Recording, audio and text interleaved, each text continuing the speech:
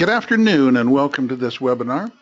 This is part of the Crisis Coach webinar series that's presented by RenWeb. Firestorm is our company, and we're pleased to have you join us today. Today we're going to be discussing Once You Know, Are You Ready to Do? This is the fifth in the series. Our presenter today is the president of Firestorm, Jim Satterfield.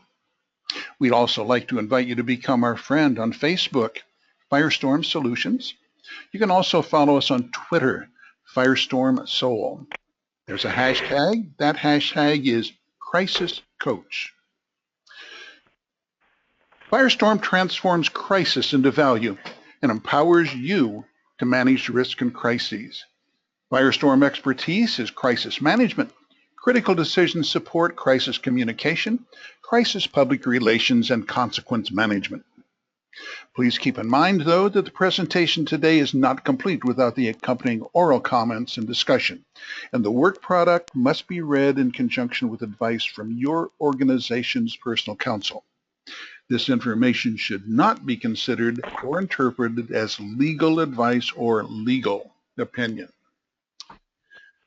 RenWeb is the sponsor, host, and our partner in presenting this Crisis Coach webinar series. You can go to firestorm.com/RenWeb, where you can watch previous broadcasts in this series, or you can register for future webinars that we have. Jim, do you have some information about RenWeb that you could share with us? Well, let me jump in. I'm sorry Shannon's not with us today to share some thoughts about that. Hopefully all of you have the user meeting coming up in July in San Antonio, coming up this summer, and there's going to be a unique opportunity there that RenWeb is providing, and they're providing a Crisis Coach boot camp. It's a chance to go through and attend a series of breakout sessions to move through how you make decisions in a crisis and communications. There'll be a hands-on interactive crisis exercise, as well as the intelligence network and other areas. You can go to the RenWeb website at renweb.com and get the details associated with it. I think you'll find it is a great opportunity. We've been very fortunate to be able to present at the last two user conferences and have met many of you that are on our call today and other schools around the country. But it's a great chance for you to network at that event, get additional training regarding the RenWeb system, and to learn about other skills that will help you in your school and to address the challenges that we all face. My name is Jim Satterfield, and I appreciate the opportunity to be speaking with you today and sharing some thoughts, and I thought we'd have a conversation talking about testing of plans and what you need to put into place and some of the challenges that are facing us in our schools today. So as you wrap up your school season, congratulations for another school year. I know you've got graduations coming up shortly and are looking forward to at least a little break in activity for the summer. But before we know it, we'll be back to the fall, and our children will be returning to school in August and September, and the cycle begins again. That actually gives us a little bit of time now to begin to address some of the things that you want to have in place as you think about the new school year and the lessons learned from this school year. Now, obviously, risk is all around us, and how we address that risk will determine if a crisis emerges from it. And I think that's a perspective for us to think about as we go forward. The crisis coach term is a good one. In fact, we're seeing the term coach used in a variety of different ways as we think about the business community and the issues that are associated there. In a cyber breach area, they now call that person a breach coach by the insurance industry. Shannon, I know that you just joined us. Do you want to add anything else about the upcoming meeting that's going on in San Antonio and share some insights there with us? Yes, well, we have 50 spots left. We've filled up a lot quicker than we thought we would. So if you haven't signed up yet for the conference in San Antonio, you probably got an email this morning about it, but the seats are filling up fast, so today would be a good time to register. We don't know how quickly we're going to fill up, but the sooner you register, the better for sure. And again, Shannon, I think before you arrived, I told everyone, having attended the user conference, the last two, it's a tremendous opportunity to have a chance to have a hands-on experience, to network with your peers in other schools, and to learn about the new things that are going on. So it's hard to believe you're down to just 50 slots. I would assume there will be close to 1,000 people at the event, and it's well worth that time to go. And if you haven't been to San Antonio, that's a great city. I will share with you, it will be a tad warm in July in San Antonio, but the Riverwalk and the area is lovely, and it's just a great chance to grow. And I would encourage you all to sign up for the Crisis Coach Boot Camp series with the breakout sessions, and it will be a great chance for you to get some material that you can carry back to your school and implement when you come back through. Anything else, Shannon, before we pick back up? No, I think that covers it. Okay, well, thanks, and we're glad to have you on today. I thought I saw you pop in, so I'm glad we were able to go back and pick you up there. Me too. Thank you. Everybody on the call today at your schools, you're the coach as far as dealing with this type of area of security and safety and preparedness. You're getting your peers ready, whether it's your emergency team or your crisis management team within your school, so that you're ready to respond. And so thank you for assuming that responsibility within your school as we look forward. When we think about things, the key is, can you identify your school's next crisis? As you look at it, we're in an environment today where there's a great many risks that are facing our students and our schools that we need to respond to. We even had in Texas recently the shooting at an event with two ISIL terrorists who showed up for that particular area. We face a unique series of exposures, and having plans in place to address those will be very important. We've spoken in previous sessions in this Crisis Coach webinar series about creating an intelligence network. One of the key aspects is today that what's on social media today will be in your school tomorrow. It's not targeted, it's not random, it's targeted. The comments relating to a student or a family or a school or an event are there. You need to know what's being said and discussed so that you can prepare your school to be able to address those risks and exposures as they occur. So what's foreseeable? Well, today we're in an environment where everything is foreseeable, and tomorrow anyone may be held accountable. When we think about it, we're all responsible for the care, custody, and control associated with the students in our care. We're uniquely placed with, there's this expectation that we've done everything that we can to assure that environment is ready. And when you think about it, the questions are you ready, how do you know, and are you sure? And we had some discussion about that in our webinar session last month, but we want to come through now and say this is really about implementing plans and testing those plans within your school. That's how you know that your people are ready to be able to deal with it. It's also a way that you can get your senior leadership engaged in supporting you with what you're trying to instill within your school. And that's not only your head of school or principal, it's the board of directors, it's the funding areas, because I doubt very few people on the call today say, you know, Jim, we've got an unlimited budget, we'll do whatever it takes. What we're all trying to do is to put as much control in place as we can within the limitations that we're faced with. But when we go and talk with a school, we find people say, you know, we need that. That's something we're going to implement next year. And next year rolls around, and they don't. And so we're continually faced with this dilemma, is it now or is it never? If you're going to wait till next year, then we'll be at the start of school, and the comment will be, you know, we've got a lot of stuff with the kids returning. We'll address it later. And then it's fall, and it's Thanksgiving, and it's Christmas, and then it's the winter semester. Oh, and we're back to spring again, and we've got prom and spring events, and then we've got graduation, and we'll find ourselves in May of 2016, and so we've gone through never. One of the things that you can do are use exercises and testing of your plans as a way to get support and buy-in from your leadership that these are the types of things that you need to have in place to have them done. This is what we need to do with our people. These are the supplies that we need to put into place. Here are the other tools that we need to have.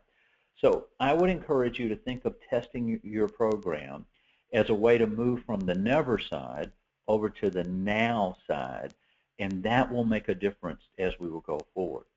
Because if something horrific, in fact, does happen, and we have an injured child, or even worse, a dead child, you can imagine that a parent doesn't want to hear your explanation of why you didn't put these things into place.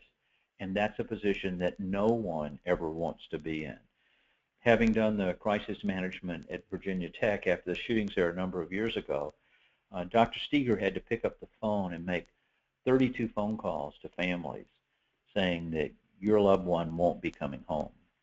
That's not a position we want anyone on this call to be in, or any school in America to be in tomorrow. But unfortunately, every day there's a new challenge that we're going to have to face and address. So there's a balance here between risk and crisis and the conundrum that it creates. JFK in his book had talked about that crisis is the combination of the symbols in Chinese of danger and opportunity. If you focus only on one of those, you'll miss something else significant that you, in fact, need to have in place. Now, it's a turning point when we think about a crisis. It's going to make a change in your school and where you're coming forward. And then it will be the trend of future events.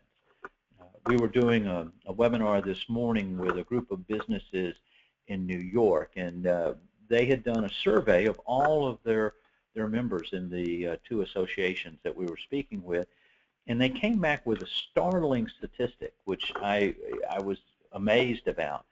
And their survey had told them that 65% of the businesses, and this was across the state of New York, had to call 911 during the last 12 months. Now, it could have been a fire or an accident or a workplace violence scenario, but imagine that statistic, that 65% felt the need to call. So if you take that and say, let's assume that that was high, that still means that a large percentage of us that are on the call today are going to be faced with a challenge next year. And all of our strategies about having these plans in place that we talk about, we want to intervene as early as we can before the behaviors of concern, before the situation spirals out of control and we're facing those types of exposures.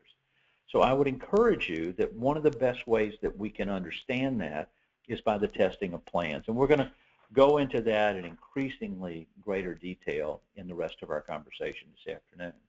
Now, there are 5 common failures that we find in every disaster or crisis, and you see those on your screen now. But the one we're going to focus on today is obviously the conducting of exercises and updating of plans. Now, if your plan was written 6 years ago and you haven't updated, then some of the people you list in it are no longer with the school. Maybe you've added a building or you've changed a layout or an operation. So updating your plans on a regular basis is a key requirement. But testing them is also a key requirement. Now, I'm going to tell you, you're doing a good job of fire drills. Across the country, we have fire drills on a regular basis, and we know how to get our children out of the school and where they need to be at those points in times. But there are other types of tests that we need to do to test other components, and I'll step you through those in just a few minutes in laying them out. But to set up an integrated plan on how you test your plans is a key element for you to consider today. And we will give you a brief based on today's webinar so that you'll have some notes associated with it, because in a few minutes there'll be so many things on a slide, it'll be hard for you to jot all of those down. Plus, we'll share an opportunity for you to participate in a virtual exercise. So a crisis is not business as usual, it's business as unusual. And so whatever happens in these types of things, it'll become a key implication for your school. The branding of your school. Oh, you're the school where that happened. And you'll become known in that, and that will affect enrollment and participation with what's going on. And this is also about a lot more than just an insurance question. Insurance is great. It's a tool to help you recover from the event, but that's not going to replace an injured or a dead child. So as we think about it, that's why it's so important for us to test our plans and to know what's going on prior to it being an actual event. So emergencies are going to happen, and the question is, will you be ready? And the only way to know that you'll be ready is testing your plans. And so the kind of a footprint that's there, you'll show that your employees, your teachers, and your staff will be absolutely critical in doing what needs to be done. And the questions will be, what do you do? Where do you go? What do you say?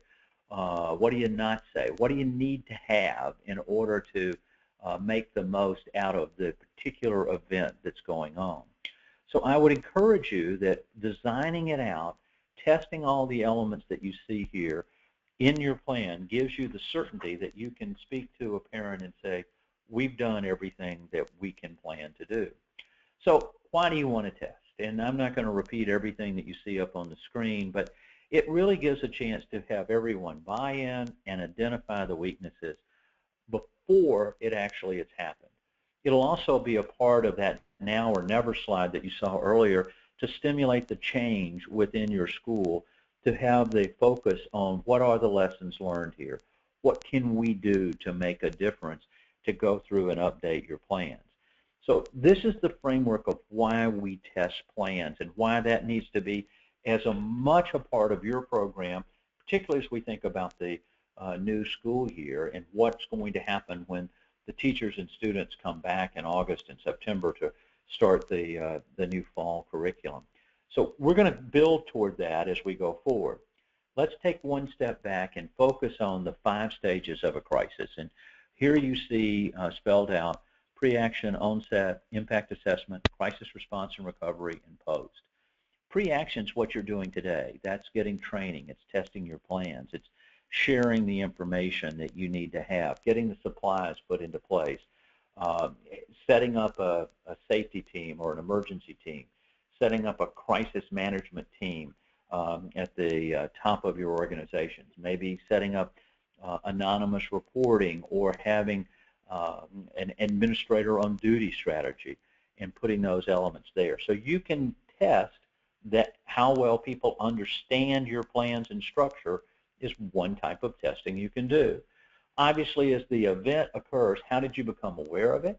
How did you communicate at that point in time? That tests the communications around those elements. And we clearly at onset are focused on life and safety issues. You activate your emergency response plan. We strongly recommend you follow the standard protocol, lockdown, lockout, shelter in place, and evacuate. We recommend that you avoid terms like we're going to have a code yellow or code orange. People don't understand what those mean. Be very direct.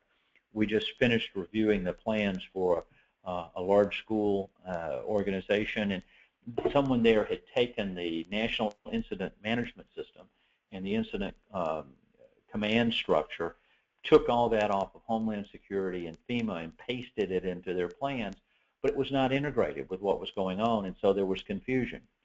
Yes, when you work with first responders, they're going to be responding under those protocols, but from the time the event occurs until the first responders arrive on your location, it will be 10 or 15 or 20 minutes. All law enforcement tells you that when seconds really matter, the police will be there in minutes. So what our plans are designed to do are to help us control access and to buy us time when we need it most. That's why we all need to be on the same page at the same time. That's why you need to have your plans trained and tested in order to buy that. Now, as that goes on, then there has to be an impact assessment. How bad is it? How do you determine that level and associated with it? Again, another opportunity for a testing. Then the crisis management. How did the management team make decisions? Who is on your crisis management team at your school? We recommend that that be small, 5 to 7 people. If you have a behavioral risk threat assessment team that can evaluate the behaviors of concern as they're identified, if it's more of a bullying or a violence issue. By the way, cutting, it leads, we're seeing a linkage between those students that are doing cutting and suicide, again, because of the self-image and evaluation areas and how you handle those types of things. And does your plan tell people what to do or how to do it? Plans need to be focused on the how, not just the what, because the how is what they can carry forward. Do you have checklists and carrying them through? And when you do your exercises, do people use your plans, bring their plans to the exercise to learn what they needed to do? And then we're very fortunate today. I taught school back in the early 70s, and if something happened to the building, we couldn't have school. But today, with remote learning and the internet and computers, if there was a problem with your building, you could actually maintain some contact and assignments with your students and continue to move that forward. So how do we recover and get back up and running? And then finally, the post period, testing how we figure out the lessons learned. How do we change, and what do we do to update our plans? Every time you do an exercise and every time there's a crisis event, you want to do an analysis after the fact so that you can take those lessons learned and incorporate them immediately into your plans. And we'll give you some insights into do that.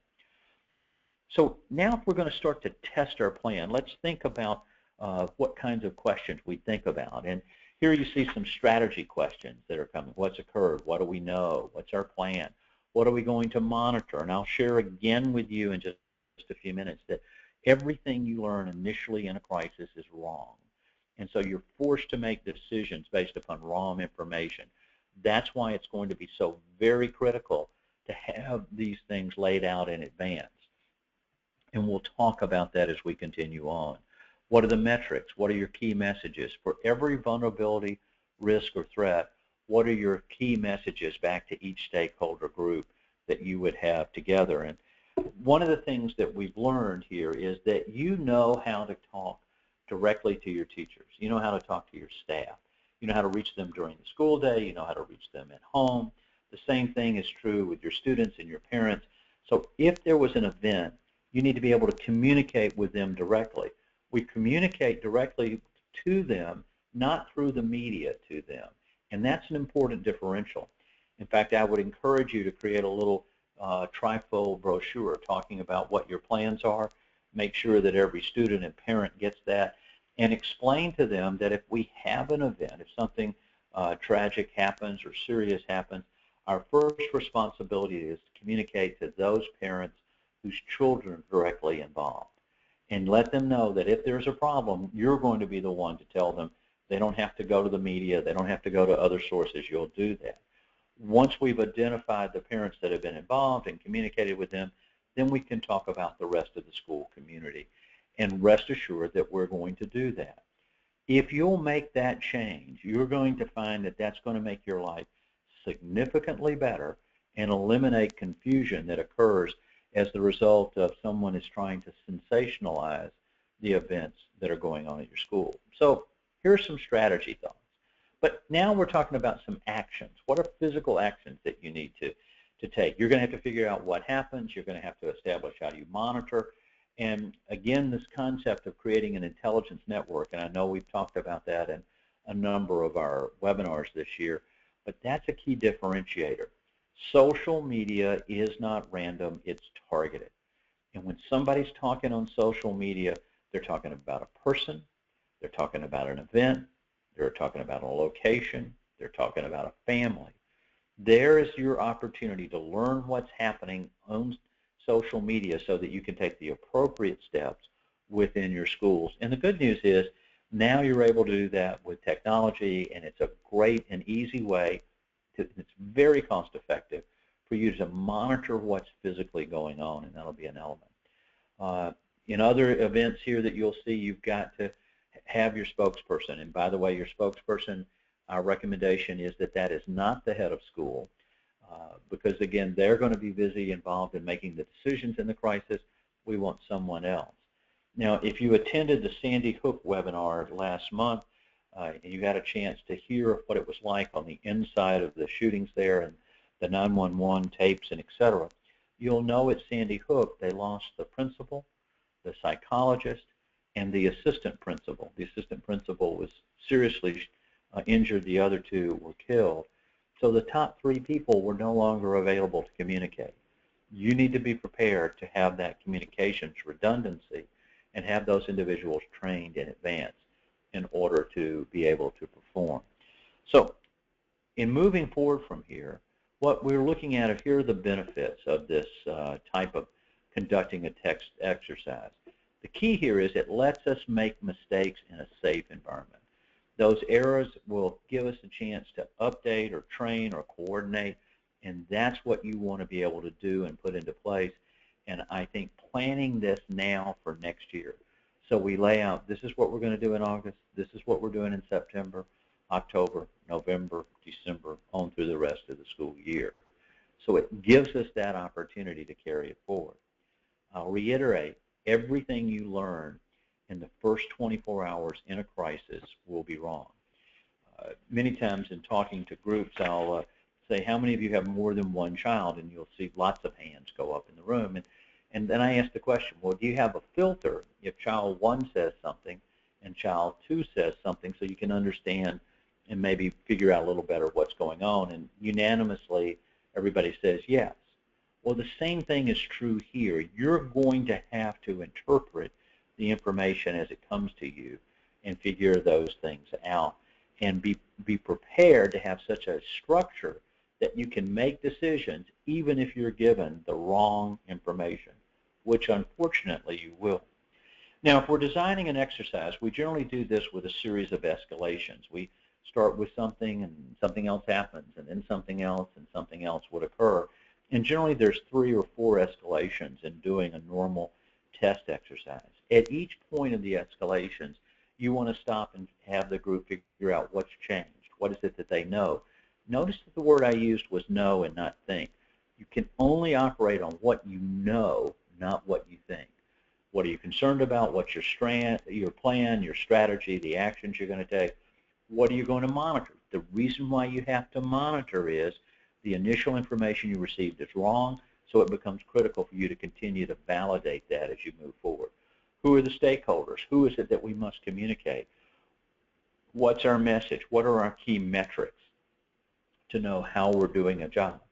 Now, if you're facilitating an exercise with your team, what I would recommend is, as you do each escalation, you would say, point to a person and say, tell me one thing you know. Then go to another, tell me one thing you know.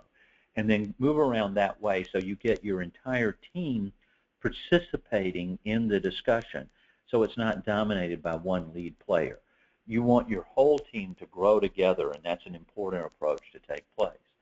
As we look a little bit more to talk about the scope and objectives, we're not trying to disrupt the school day and the process of what you're doing there, but it is a way to start to demonstrate that how we would respond and how we perform, and to uncover these inadequacies or limitations in structure that would be in place. Now, you should also consider taking out some or having an intervention within it. If there's someone that's been dominating the discussion, maybe then that you can have an intervention that they're injured or not involved in school that day, so that you can get more of a uniform participation by everyone within your group as you carry forward. The expectations are that it must be realistic. I live in Georgia. It's not realistic that I'm going to have a volcanic explosion in the state of Georgia. I guess if we have one, it will become as an absolute shock to an awful lot of people. So pick one that would be realistic. Pick only 1 or 2 key threats, though. Don't try to have 20 things happening simultaneously, because that won't be a valid test for you. Focus. I'd rather see you do multiple exercises, each with a limitation of 1 or 2 threats that are coming together. And you're looking at not only the emergency response procedures, but how you escalate it, how the decisions are made at the top at the crisis management team, and how you communicate with your stakeholders within it. Now, there are 5 types of tests that you can run, and we're going to kind of step you through those as they escalate in complexity and time. When school returns in the fall, in August in Georgia is when our first classes start back, you want to do an orientation and walkthrough with your teachers and your staff to talk about what their roles and responsibilities are, how the teams are structured, and you'd take your plans, everyone would have their copy of it, and you'd step them through. You could do little mini scenarios and say, if this was happening, where would you look, what would you do, how would it come together? That's going to take you about an hour to an hour and a half, in a typical school to step through those plans. And this is the very first thing that you need to do when school session restarts in August. So that means right now you need to be looking at updating your plans, putting your teams in place so that when school starts in the fall, you have that opportunity ready to set up and run. Once you've done that, then you do drills. Now, this is an area that you're doing an excellent job in terms of fire drills. Almost every school in the country that I'm aware of does fire drills on a regular basis, and we've got that down. And a drill could take 10 or 15 minutes to go through that process, maybe a little longer if it's more complex or a larger campus. But you could do a drill with lockdown or lockout. By the way, one of the things I would encourage you to do is do at least one drill with a lockdown while you have students at recess or out on the sports field at your school, and the goal there would be to have them move away from the school. We just finished reviewing some plans for another school, and their plans were incorrect. It was telling the teachers to go out and look for students in the middle of a lockdown. That's not following standards and the best practices that are available here. For those of you who listened to the Sandy Hook webinar, you heard that they had rooms that without locks on them, so that that made it easier for the shooter to come in and to carry forward. So a drill would be done multiple times a year. I think the walkthrough would be done at the start of the year. By the way, you would do that also with your new hires, particularly during the year as it comes along. The drill, I would focus a drill each month. In 1 month it's a fire drill, one it's something else, another it's again. But you do that monthly, there'd be a minimum disruption. Now, once a quarter, I'd recommend that you do a tabletop. And you could focus on the emergency team and how they make decisions, or the crisis management team, or maybe have both. Put the crisis management team in one room and your safety or emergency team in another, and how they communicate and make decisions, and it's a tabletop exercise. It would go through 3 or 4 escalations, and you're looking at how they make decisions, how they communicate those decisions, what are they monitoring, and how does that process come together. Those generally take about 90 minutes to 2 hours, 1.5 to 2 hours. I would also encourage you to allot 30 minutes for a debriefing after the exercise to go through, these are the lessons learned, this is what we would want to accomplish associated with it, and here's what we want to make as a change. So in the course of the year, you would do this 3 or maybe 4 times as the year progresses.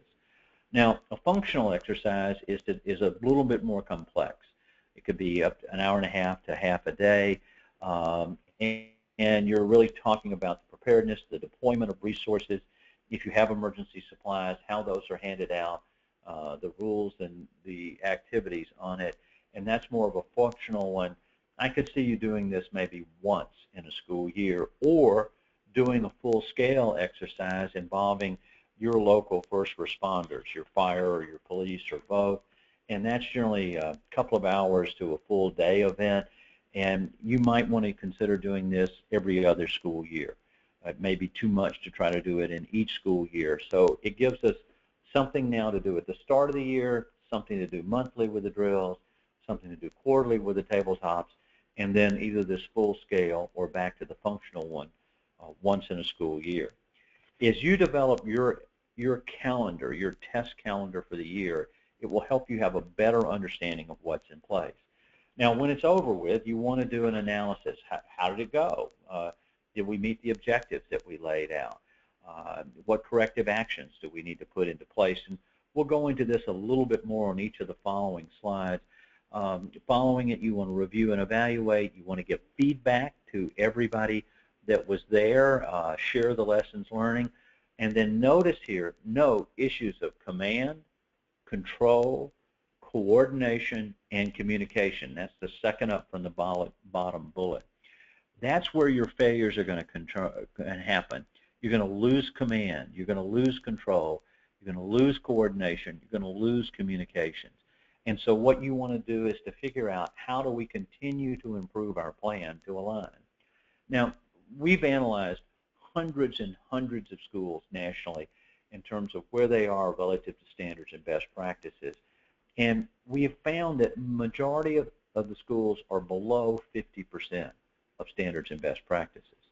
Now, you're proud of your academics, you're proud of the culture and moral values of your school, you're proud of your athletic capabilities, all of those other aspects, and you say, you know, we're in the top 1 or 2 or 3 or 4 or 5% in the country. But to be in the top in those areas and the bottom in the area of safety and preparedness is a significant disconnect. Your goal is to aspire to have the same level of achievement here as you do in those areas. Now, the term of art here is hot wash. A hot wash is an after-action review. It's a red cell. Another term that's used a lot is walk the cat back, which I find humorous. It's hard enough to get a cat to walk forward. Imagine going back. But it's a way to review everything to see what were the elements in the plan that we tested, how did we do, what must we do to improve, and to focus specifically on that last item. What are the 3 priorities that we have as a result of having done this? This is an opportunity for us to make a difference in our program. Now, the hot wash actions are spelled out here in greater detail. Looking at all of the elements that you see here would be what you'd be putting together, and there would be a documentation of that.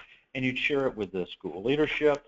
You would ultimately share it with your board of your school because they've got a governance responsibility to make sure that those elements are coming in place.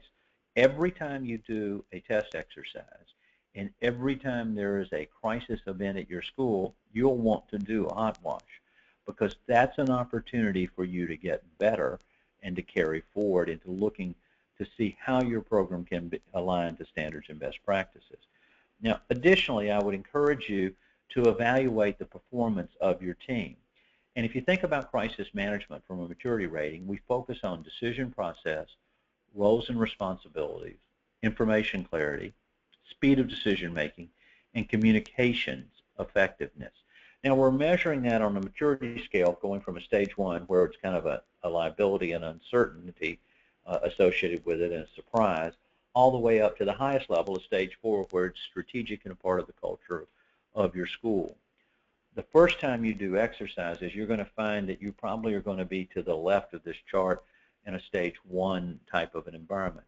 But by doing this repeated and spreading that, you're going to see the movement from stage 1 to 2 to 3 and 4 in the cumulative effect of the exercises.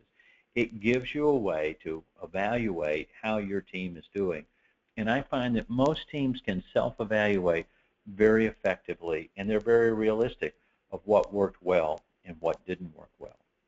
So if you're thinking about all of these elements together now, congratulations, that's what we want you to do. How you pull all this together to build a comprehensive program is to follow the predict, plan, perform process that we've talked about. Under predict, understand what the vulnerabilities and threats are. What are their impacts? How are you going to monitor those? And what are the triggers to activate your plans? And the plans that we're talking about might be behavioral risk threat assessment programs to deal with behaviors of concern.